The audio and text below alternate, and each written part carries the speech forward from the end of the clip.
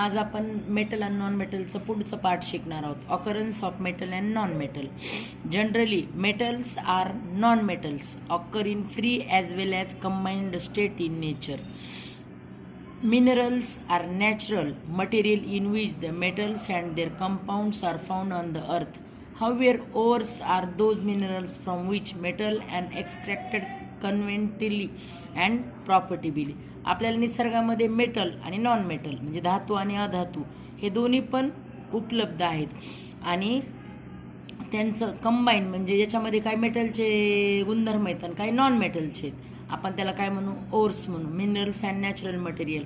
Mineral म्हणजे खनिजे आणि त्याच्यामध्ये खनिजामध्ये natural material in which metal and their compounds are found. Compounds म्हणजे काय, संयुगे. आणि मिश्रणे म्हणजे मिक्सचर. मूलद्रव्य म्हणजे एलिमेंट्स. प्युअर सबस्टन्स जे असं आपण त्याला काय म्हणू, एलिमेंट्स म्हणू. ज्या गोष्टीमध्ये दोन प्रकारचं कंबाईन असेल मेटलचं त्याला आपण कंपाऊंड्स म्हणू आणि दोनपेक्षा जास्त धातूचं मिश्रण असेल तर त्याला आपण मिक्सचर म्हणू. Those minerals from which metal are extracted conveniently and profitably.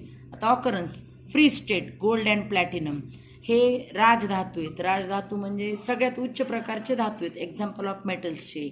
Example of non metal helium, argon आणि न्यूऑन हे गॅसच्या रूपामध्ये आहेत नॉन मेटल. आणि free as well as combined silver and copper.